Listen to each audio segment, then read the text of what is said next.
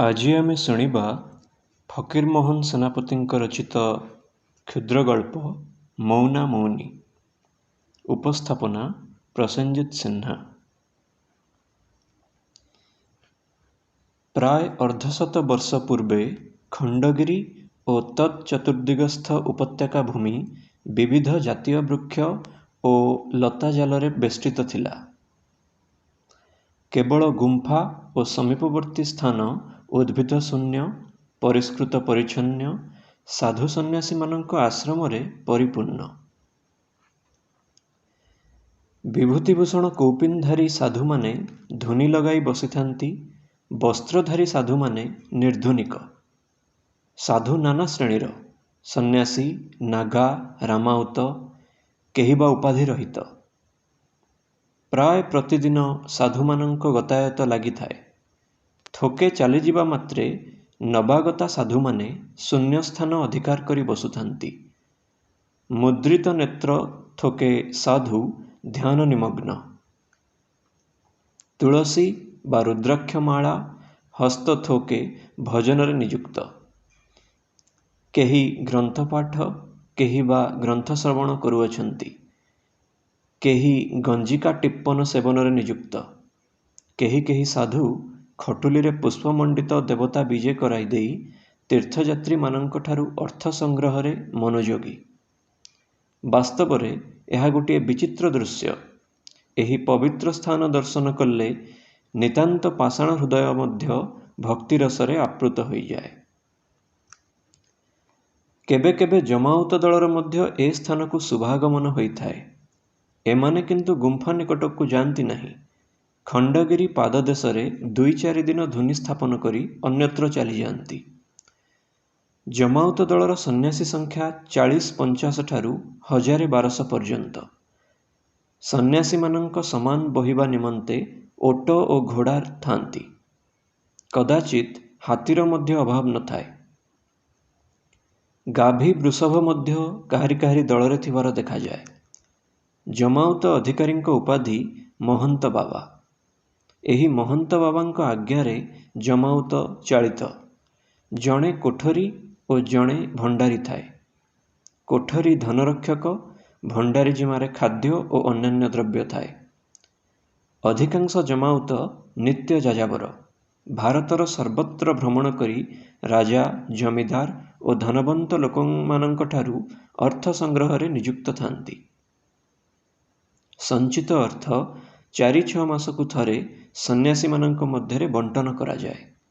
ଅବଶ୍ୟ ମହନ୍ତ ବାବାଙ୍କ ଭାଗରେ ଅଧିକାଂଶ ପଡ଼ିଥାଏ। ସନ୍ନ୍ୟାସୀମାନଙ୍କୁ ଏକତ୍ର ଆବଦ୍ଧ କରି ରଖିବାର ଏହା ଗୋଟିଏ ଉପାୟ ଅଟେ। ଅନେକ ଜମାଉତର ସ୍ଥାନେ ସ୍ଥାନେ ମଠ ଓ ବିପୁଳ ଭୂସମ୍ପତ୍ତି ଅଛି। କେହି କେହି ମହାଜନୀ ମଧ୍ୟ କରିଥାନ୍ତି। ମଫସଲ ଗ୍ରାମମାନଙ୍କରେ ଏମାନଙ୍କର ଭୟଙ୍କର ଜୁଲମ ଥିଲା। ଜମାଉତର ଶୁଭାଗମନ ହେଲେ ଗ୍ରାମବାସୀମାନେ ବ୍ୟତିବ୍ୟସ୍ତ ହୋଇ ପଡ଼ନ୍ତି। ଭେଦା ଦ୍ୱାରା ସାଧୁମାନଙ୍କ ଟହଲ ଚଳାଇବାକୁ ହୁଏ। ଜମାଉତଙ୍କ ସାଧୁ ସେବା ରାଜ ବିଶେଷ। ଧୂନି ସକାଶେ ଉପଯୁକ୍ତ ଗଡ଼ିକାଠ ସଂଗୃହୀତ ନ ହେଲେ ଗରିବ ପ୍ରଜାମାନଙ୍କର ଘରର ଖୁମ୍ବ, ଶେଣି ଲୁଣ୍ଠିତ ହେଉଥିଲା। ଗ୍ରାମରେ ଜମାଉତ ବିଜେ ହେବା ମାତ୍ରକେ ପ୍ରଥମେ ବାଳଭୋଗ, ସାଧୁଙ୍କ ଗଞ୍ଜେଇ ଖର୍ଚ୍ଚ ଓ ଦେବତା ଦର୍ଶନୀ ଦେବାର ନିୟମ। କେହି ବଡ଼ଲୋକ ବା ରାଜା ପ୍ରଥମେ ଉପଯୁକ୍ତ ରୂପେ ଦେବତାଙ୍କଠାରେ ଭେଟି ଦାଖଲ ନ କଲେ ସାଧୁମାନେ 2-3 ଦିବସ ପର୍ଯ୍ୟନ୍ତ ଉପବାସରେ ପଡ଼ି ରହନ୍ତି। ପ୍ରକୃତରେ ଉପବାସରେ ରହନ୍ତି କି ନାହିଁ ଲୋକନେତ୍ରରେ ଅଗୋଚର। ସାଙ୍ଗର ଜମା ଥିବା ମଇଦା ରାତ୍ରି ଯୋଗେ ଧୂନିରେ ପଡ଼ି ପୋଡ଼ପିଠାରେ ପରିଣତ ହୁଏ।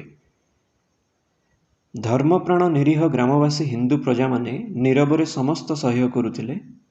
ପ୍ରକୃତ ସାଧୁ ଜମାଉତର ମଧ୍ୟ ଅଭାବ ନଥିଲା, ମାତ୍ର ବ୍ୟବସାୟୀ ଅଧିକାଂଶ।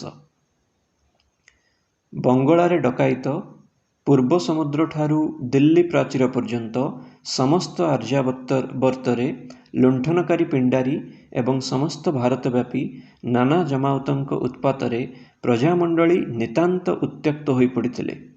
ଧନ୍ୟ ଇଂରାଜୀ ଗଭର୍ଣ୍ଣମେଣ୍ଟ ସେମାନଙ୍କ ହସ୍ତରୁ ରକ୍ଷା କରିଅଛନ୍ତି। ଖଣ୍ଡଗିରିବାସୀ ସାଧୁମାନେ ପ୍ରାତଃ ସ୍ନାୟୀ। ପ୍ରାତଃ କାଳରେ ଦେବତାଙ୍କଠାରେ ଯେଉଁ ବାଳଭୋଗ ଲାଗେ ତାହା ସେବା କରି ଭଜନ ପୂଜନରେ ନିଯୁକ୍ତ ହୁଅନ୍ତି। ଅପରାହ୍ନ ସମୟରେ ଥରେ ମାତ୍ର ପଙ୍ଗତ ହୁଏ। ସନ୍ଧ୍ୟା ଆଳତି ସମୟ ଘଣ୍ଟା ଭେରୀ ତୁରୀ ଶବ୍ଦରେ ଖଣ୍ଡଗିରି କମ୍ପିତ ହୋଇ ଉଠେ। ଆଳତି ଉତ୍ତାରେ ରାତ୍ରି ପ୍ରହରକ ପର୍ଯ୍ୟନ୍ତ ଭଜନ, କାହିଁ ବା ଖଞ୍ଜଣି ବାଦନ, ଗଞ୍ଜିକା ସେବନ ଇତ୍ୟାଦି। ତଦନନ୍ତର ଗିରି ନିସ୍ତବ୍ଧ। ବର୍ଣ୍ଣିତ ସମୟରେ ଖଣ୍ଡଗିରିରେ ଯେଉଁ ସମସ୍ତ ସାଧୁ ସନ୍ନ୍ୟାସୀ ବାସ କରୁଥିଲେ ସେଥିମଧ୍ୟରୁ ଗୋଟିଏ ଦଳର ବିଷୟ ଉଲ୍ଲେଖଯୋଗ୍ୟ। ହାତୀଗୁମ୍ଫା ସମ୍ମୁଖରେ ଏହି ଦଳର ମହନ୍ତ ମହାରାଜ ଧୂନି ଥାପି ବସିଛନ୍ତି। ଧୂନିର ବିପରୀତ ଦିଗରେ କିଞ୍ଚିତ୍ ଦୂରରେ ଗୋଟିଏ କ୍ଷୁଦ୍ର ସିଂହାସନରେ ମହନ୍ତଙ୍କ ସମ୍ମୁଖରେ ମହାବୀର୍ଜୀ ଦେବତା ବିରାଜିତ। ଦେବତାଙ୍କ ଅଳଙ୍କାର ତୈଜସପତ୍ରାଦି ଆଡ଼ମ୍ବରଯୁକ୍ତ। ପ୍ରତିଦିନ ପ୍ରାତଃ କାଳରେ ଦେବତାଙ୍କଠାରେ ମୋହନ ଭୋଗ, ବାଳଭୋଗ ଓ ସାୟାହ୍ନ ସମୟରେ ପକ୍କି ମାଲ ଅର୍ଥାତ୍ ପୁରୀ, କତୁରୀ, କ୍ଷୀରି, ଖେଚଡ଼ି ଭୋଗ ଲାଗେ। ଦେବତାଙ୍କ ସେବାରେ ଏତେ ବ୍ୟୟ, ମାତ୍ର କାହାରିକୁ କିଛି ଯାଞ୍ଚା ନାହିଁ। ମହାବୀର ମହାପ୍ରଭୁଙ୍କ ମହାମହିମା ବଳରେ ସବୁ ଚଳିଯାଏ। ମହନ୍ତ ମହାରାଜ ନିତାନ୍ତ ନିର୍ଲୋଭ। କେହି ଭକ୍ତ ଦେବତାଙ୍କୁ କିଛି ପ୍ରଣାମୀ ଦେଲେ ଟଙ୍କା ପଇସା ସେହିଠାରେ ପଡ଼ି ରହିଥାଏ। ମହନ୍ତ ମହାରାଜ ଥରେ ସୁଦ୍ଧା ଚାହାନ୍ତି ନାହିଁ। ସାଧାରଣରେ ପ୍ରକାଶ ଯେ ଦୈନିକ ଦେବସେବାରେ ଉପଯୁକ୍ତ ବ୍ୟୟ ସକାଶେ ମହନ୍ତଙ୍କ ଧୂନିରୁ ସୁନା ବା ରୂପା ବାହାରିଥାଏ। ବାହାରର ବିଶ୍ୱାସୀ କେହି ଭକ୍ତ ଏହା ପ୍ରତ୍ୟକ୍ଷ ଦେଖିଅଛନ୍ତି। ଭୁବନେଶ୍ୱର ପ୍ରଭୃତି ସ୍ଥାନରୁ ବଣିଆମାନେ ଯାଇ ତାହା କିଣି ଆଣନ୍ତି। କିଣାବିକା ବେଳେ ଦରଦାମ ନାହିଁ। ସାଧୁ ଲୋକ କି କଷାକଷି ଦରଦାମ କରିବେ? କେବଳ ମହନ୍ତ ବାବା ଏତିକି କଥା ବୋଲି ତୁନି ହୁଅନ୍ତି, ଦେଓ କା ମାଲ ଦେଓ ଦିଆ, ଦେଓତ କା ସେବା ତୁମାରି ଧରମ। ବଣିଆର ଯାହା ଇଚ୍ଛା ଦେଇ ସୁନା ରୂପା ଘେନିଯାଏ। ଏକଥା ମଧ୍ୟ ଶୁଣାଅଛି, ପ୍ରତିଦିନ ଧୂନିରୁ ଯାହା ବାହାରିବ ପ୍ରତିଦିନ ବ୍ୟୟ କରିବାକୁ ହେବ। ବାସି ରହିଲେ ଆଉ ବାହାରିବ ନାହିଁ। ମହାବୀର କା ऐसा ହୁକୁମ। ବ୍ୟୟ ଊଣା ନୁହେଁ, କେବଳ ଗଞ୍ଜେଇ ପ୍ରତିଦିନ ଅଧସେର, ଆଉ ସେଥିର ଉପଯୁକ୍ତ ଧୂଆଁପତ୍ର। ପ୍ରସାଦ ସେବା ନିମନ୍ତେ ଅନେକ ଗାଉଁଲି ରୁଣ୍ଡ ହୁଅନ୍ତି। ମହନ୍ତ ବାବାଙ୍କ ଆସନ ପାଖରେ କଦାଚିତ୍ ରାତ୍ରିରେ ବୋତଲ, କାଚକୁମ୍ଫି ଦେଖାଯାଏ। ସେଥିରେ ଗଙ୍ଗାଜଳ ଆସିଥାଏ। ସନ୍ଧ୍ୟା ଆଳତି ଉତ୍ତାରେ ମହନ୍ତ ବାବା ଓ ଚେଲାମାନେ କିଞ୍ଚିତ୍ ଗଙ୍ଗୋଦକ ସେବା କରନ୍ତି। ଗୋଟାଏ ବଡ଼ ଗୁମ୍ଫାରେ ସାଧୁମାନଙ୍କ ସାମାନ ପୂର୍ଣ୍ଣ ଥାଏ। ସ୍ୱୟଂ ମହନ୍ତ ଓ ତାହାଙ୍କ ବିଶ୍ୱାସୀ 2 ଜଣ ଚେଲା ଛଡ଼ା ସେ ଗୁମ୍ଫା ମଧ୍ୟକୁ ଯିବାର ଅନ୍ୟ କାହାର ଅଧିକାର ନାହିଁ। ମହନ୍ତ ବାବାଙ୍କ ନାମ ମହାବୀର ଦାସ। ଦୀର୍ଘାକୃତି, ବ୍ୟାୟାମ ସାଧିତ ପ୍ରାୟ, ମାଂସପେଶୀ ସୁଦୃଢ଼, ବଳବର୍ଦ୍ଧବତ୍ ବଳିଷ୍ଠ। ମସ୍ତକରେ ଦୀର୍ଘାକାର ଜଟାଭାର ଅହିରାଜ ଶିଶୁବତ୍ କୁଣ୍ଡଳୀକୃତ ଓ ଦେଣୀ ଦ୍ୱାରା ସୁଦୃଢ଼ ରୂପେ ଆବଦ୍ଧ। ଶ୍ମଶ୍ରୁ ଓ ନିଶ ମାତ୍ରା ଅନୁପାତରେ ଦୀର୍ଘାକାର ନୁହେଁ। ଦେହର ବର୍ଣ୍ଣ ବୋଲାଯାଇ ନ ପାରେ, କାରଣ ସ୍ଥୂଳ ରୂପେ ବିଭୂତିମଣ୍ଡିତ ନେତ୍ର। ଗଞ୍ଜିକା ଧୂମରେ ଜବା କୁସୁମ ସଂକାଶ ରକ୍ତବର୍ଣ୍ଣ ଏବଂ ଚଞ୍ଚଳ। ଦୃଷ୍ଟି ନିତାନ୍ତ ତୀବ୍ର ଓ ଭୟପ୍ରଦ। କେହି ନବାଗତ ଯାତ୍ରୀ ବା ଭକ୍ତ ଉପସ୍ଥିତ ହେଲେ ତାହାକୁ ତୀବ୍ର ଦୃଷ୍ଟିରେ ଆପାଦ ମସ୍ତକ ନିରୀକ୍ଷଣ କରିଥାନ୍ତି। ସର୍ପବେଷ୍ଟିତ ଅର୍ଦ୍ଧହସ୍ତ ପରିମିତ ଗଞ୍ଜେଇ ଚିଲମଟାଏ ମହନ୍ତଙ୍କ ହସ୍ତରେ ସର୍ବଦା ଶୋଭା ପାଉଥାଏ। ମହନ୍ତ ବାବାଙ୍କ ବୟସ ଅନୁମାନରେ 50 ଲଗାଲଗି, ମାତ୍ର ତପସ୍ୟାରେ ସିଦ୍ଧ ସାଧୁମାନଙ୍କର ବୟସ କଳି ହୁଏ ନାହିଁ। ଚେଲାମାନଙ୍କ ମୁଖରୁ ଶୁଣାଯାଏ ବୟକ୍ରମ 250 ବରଷ। ମହନ୍ତ ବାବା ମଧ୍ୟ ଭକ୍ତମାନଙ୍କଠାରେ ସେହି ଭାବରେ କଥାବାର୍ତ୍ତା କରିଥାନ୍ତି। 1000 ବରଷ ବୟସର ସାଧୁ ଦର୍ଶନ କରିବାକୁ ଯଦି କାହାରି ଇଚ୍ଛା ଥାଏ, ତେବେ ବାଲେଶ୍ୱର ସହର ମଧ୍ୟରେ ଦୁଧପିଆ ବାବାଜୀଙ୍କୁ ଦେଖିବାକୁ ଯାଆନ୍ତୁ। ଏହି ବାବାଜୀ ସ୍ୱୟଂ ସର୍ବଦା ଲୋକମାନଙ୍କଠାରେ ପ୍ରକାଶ କରିଥାନ୍ତି ସେ ପୁରୀ ମନ୍ଦିର ପ୍ରତିଷ୍ଠାରେ ଭୋଜି ଖାଇଥିଲେ। ମୁଗଲିଆ ଅମଳରେ ସେ ବି ଲଙ୍କାରେ ଥିଲେ। ମାତ୍ର ଦେଖିଲେ ବୟସ 60କରୁ ଊର୍ଦ୍ଧ୍ୱ ବୋଧ ହୁଏ ନାହିଁ। ଏହି ବାବାଜୀଙ୍କର ଭାରି ମହିମା ଥିଲା। ଦିବାନିଶି ଗଞ୍ଜେଇ ଆଉ ଦୁଧ ଛଡ଼ା ଅନ୍ୟ ଦ୍ରବ୍ୟ ସେବା କରୁନଥିଲେ। ସହର ମଧ୍ୟରେ ବିଶ୍ୱାସୀ ଭକ୍ତବୃନ୍ଦଙ୍କର ଅଭାବ ନାହିଁ। ଦଳ ଦଳ ଅମଲା, ମୁକ୍ତାର ମହାଜନ, ଜମିଦାର ବାବାଜୀଙ୍କ ପଦତଳେ ଲୁଣ୍ଠିତ ହେଉଥିଲେ। ରାଜଭୋଗରେ ମଠର ସେବା ଚଳୁଥିଲା। ମାତ୍ର ଆଜକୁ କେତେକ ବର୍ଷ ହେଲା ଶକ୍ତି ପ୍ରଭାବରେ ବାବାଜୀ ବାଳଗୋପାଳ ଘେନି ଗୃହସ୍ଥାଶ୍ରମ ଅବଲମ୍ବନ କରିଛନ୍ତି। ଭକ୍ତବୃନ୍ଦ ଅନ୍ତର୍ଦ୍ଧାନ। କଥିତ ଅଛି, ସନ୍ନ୍ୟାସୀ ଓ ମୋଗଲମାନଙ୍କ ବୟସ ଜାଣିବା ନିତାନ୍ତ କଠିନ। ଏମାନେ ନିଶ୍ଚୟ ବୟସ ସଂଖ୍ୟାରେ ଯୋଗ ବିୟୋଗ କରିଥାନ୍ତି। ଯେଉଁ ସାଧୁର ବୟସ 50, ସେ ଆଉ 100 ସଂଖ୍ୟା ଯୋଗ କରି 150 କରିବେ। ମୋଗଲଙ୍କର ବୟସ ବିୟୋଗ। ଯାହାର ବୟସ 50 ପଚାରିଲେ ସେ 25 ବିଯୋଗ କରି ବାକି 25 ରଖିବେ।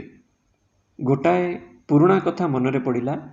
ପାଠକ ମହାଶୟ ବିରକ୍ତ ହୁଅ ନାହିଁ, ସେ କଥାଟା କିନ୍ତୁ ନ ବୋଲି ରହିପାରୁନାହିଁ।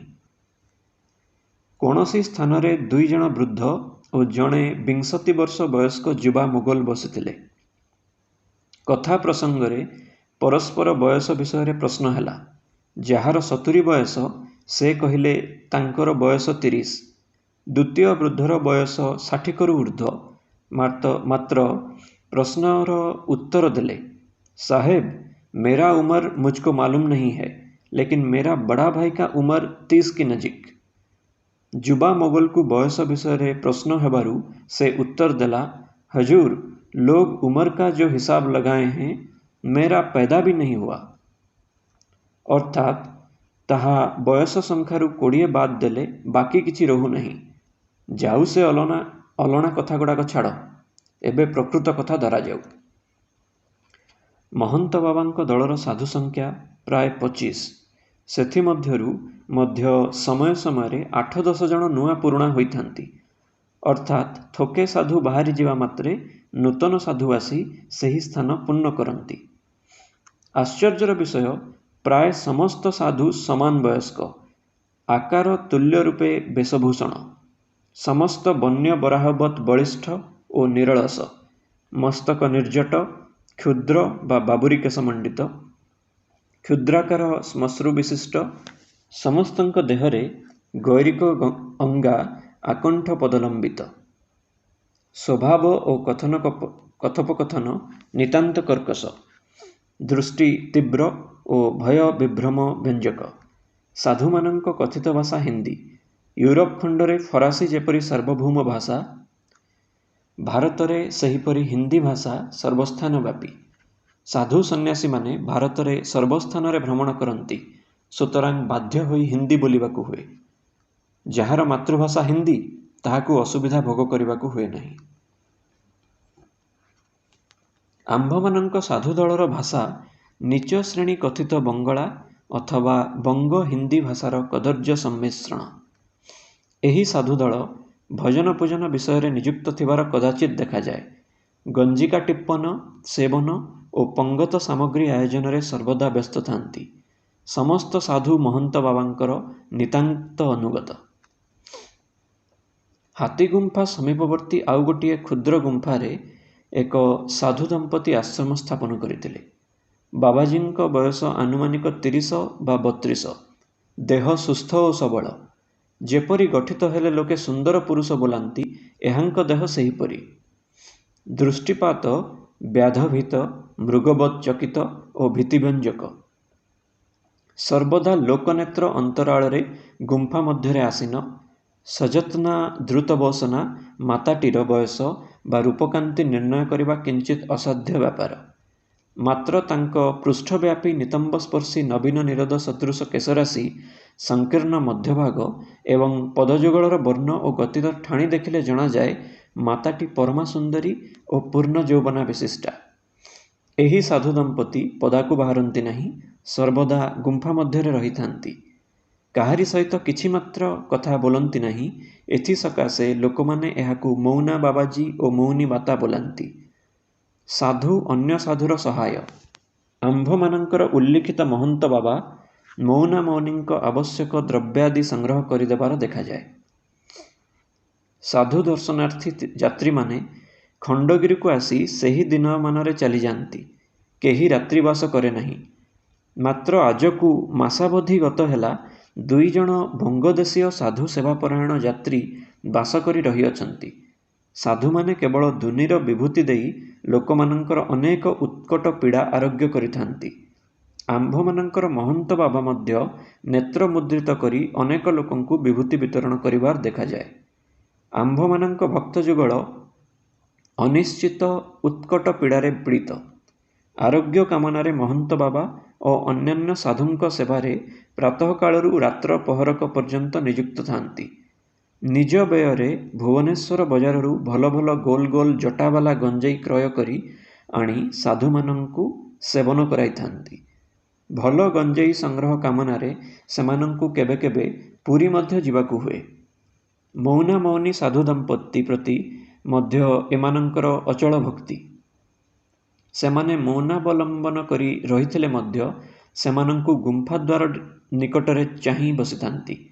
କଦାଚିତ୍ ବାଳଭୋଗ ସକାଶେ ମିଷ୍ଟାନ୍ନ ବା ଫଳମୂଳ କିଣି ଆଣି ଦେଇ ସାଧୁ ଦମ୍ପତିଙ୍କୁ ଦଣ୍ଡବତ କରି ଚାଲି ଆସନ୍ତି। ଆଦ୍ୟ ପ୍ରାତଃକାଳରେ ଖଣ୍ଡଗିରିରେ ଭାରି ହୁଲସ୍ଥୁଲ ପଡ଼ିଯାଇଛି। ପୁରୀ ଜିଲ୍ଲାର ସ୍ୱୟଂ ମ୍ୟାଜିଷ୍ଟର ସାହେବ ଉପସ୍ଥିତ। ରାତି 9 ପାହୁଣୁ ଖଣ୍ଡଗିରି ସମ୍ମୁଖରେ 4-5ଟା ଡେରା ଟଣା ହୋଇଗଲାଣି। ଗୋଟିଏ ବଡ଼ ଡେରାରେ ମେଢ଼ କୁର୍ଚି ଲଗାଇ ସାହେବ କଚେରୀ କରି ବସିଅଛନ୍ତି। ସାଙ୍ଗରେ 4 ଜଣ ପୋଲିସ ଦାରୋଗା, 8 ଜଣ ମୁନ୍ସି, ଗୁଡ଼ିଏ ଭଲ ଜମାଦାର, 100 ପର୍ଯ୍ୟନ୍ତ ବରକନ୍ଦାଜ, 2 କି 300 ଲମ୍ବ ଲମ୍ବ ବାଉଁଶ ଠେଙ୍ଗାଧାରୀ ଚୌକିଦାର। ପୋଲିସ କର୍ମଚାରୀମାନେ ହାତୀଧରା ଜଗତବେଢ଼ ପରି ଖଣ୍ଡଗିରିଟାକୁ ଘେରିଅଛନ୍ତି। ବାହାରିବାରେ କାହାରି ଅଧିକାର ନାହିଁ। ସାଧୁ ସନ୍ନ୍ୟାସୀମାନେ ଧରା ହୋଇ ଆସି ମ୍ୟାଜିଷ୍ଟର ସାହେବଙ୍କ ଡେରା ସମ୍ମୁଖରେ ଖୁଆଡ଼ ହେଲେ। ଦିନଯାକ ତଦନ୍ତ ହେଲା। ଅପରାହ୍ନ ସମୟରେ ଆମ୍ଭମାନଙ୍କ କଥିତ ଭକ୍ତ ଯୁଗଳଙ୍କ ଶନାକ୍ତ ଦେବା ମୁତାବକ ପୂର୍ବ ବର୍ଣ୍ଣିତ ମହନ୍ତ ବାବା ମହାବୀର ଦାସ ଓ ତାହାଙ୍କ ସଙ୍ଗୀ 25 ଜଣ ସନ୍ନ୍ୟାସୀ, ସେମାନଙ୍କୁ ଛାଡ଼ି ଅନ୍ୟ 10 ଜଣ ସାଧୁ ହାତରେ ହାତକଡ଼ି ଦିଆଯାଇ ତୁରଙ୍ଗରେ ଠୁଙ୍କି ଦିଆଗଲା। ଆମ୍ଭମାନଙ୍କ ମୌନା ବାବାଜୀଙ୍କର ମଧ୍ୟ ସେହି ଦଶା। ମୌନୀ ମାତା ପୋଲିସ ହେପାଜତରେ ରହିଲେ। ମୌନା ବାବାଜୀଙ୍କ ଗୁମ୍ଫା ଓ ହାତୀ ଗୁମ୍ଫାରୁ ଅନେକ ସୁନା ରୂପା ଅଳଙ୍କାର ଓ ଜହରତ୍, ଅନେକ ମୂଲ୍ୟବାନ ଲୁଗା ଶାଲ ପ୍ରଭୃତି ବରାମଦ ହେଲା। ମ୍ୟାଜିଷ୍ଟର ସାହେବଙ୍କ ହୁକୁମ ଅନୁସାରେ ଅନ୍ୟାନ୍ୟ ସାଧୁ ସନ୍ନ୍ୟାସୀ ଜଡ଼ିତ ହେଲେ। ଉତ୍କଳର ନୈମିଷାରଣ୍ୟ ଖଣ୍ଡଗିରି ସେହି ଦିନଠାରୁ ସାଧୁଶୂନ୍ୟ ହୋଇଅଛି। ପରଦିନ ପ୍ରାତଃକାଳରେ ମ୍ୟାଜିଷ୍ଟର ସାହେବ ବନ୍ଦୀମାନଙ୍କୁ ଉପଯୁକ୍ତ ପୋଲିସ ହେପାଜତରେ କଲିକତା ଚାଲାଣ ଦେଇ ପୁରୀ ରବାନା ହେଲେ। ପଶ୍ଚାତ୍ ପ୍ରକାଶ ପାଇଲା, ଉଲ୍ଲିଖିତ ମହାବୀର ଦାସ ମହନ୍ତ ବଙ୍ଗଦେଶର ପ୍ରସିଦ୍ଧ ଜଗା ଗୋଆଲା ଡକାଏତ ସର୍ଦ୍ଦାର। ଅନ୍ୟାନ୍ୟ ସାଧୁମାନେ ସଙ୍ଗୀ ଡକାଏତ। ଅନ୍ୟ 10 ଜଣ ସାଧୁ ଅନ୍ୟାନ୍ୟ ଜିଲ୍ଲାର ଫେରାର ଆସାମୀ। ମୌନା ବାବାଜୀ କଲିକତାର ଜଣେ ପ୍ରସିଦ୍ଧ ବଡ଼ଲୋକଙ୍କ ଗୁମାସ୍ତା। ମୌନୀ ମାତା ତାଙ୍କ ପରିବାରସ୍ଥ ବିଧବା ବଧୂ। ଉକ୍ତ ବଡ଼ଲୋକଙ୍କ ଘରୁ ଚୋରି ଯାଇଥିବା ଅନେକ ଅଳଙ୍କାର ଓ ବଙ୍ଗଦେଶରେ ଅନେକ ସ୍ଥାନର ଡକାୟତି, ଅନେକ ମାଲ ବରାମଦ ହୋଇଅଛି। କଥିତ ଭକ୍ତ ଯୁଗଳ ଠଗି କମିଶନରଙ୍କ ଡିଟେକ୍ଟିଭ ପୋଲିସ ଅଫିସର ଅଟନ୍ତି। ସମାପ୍ତ।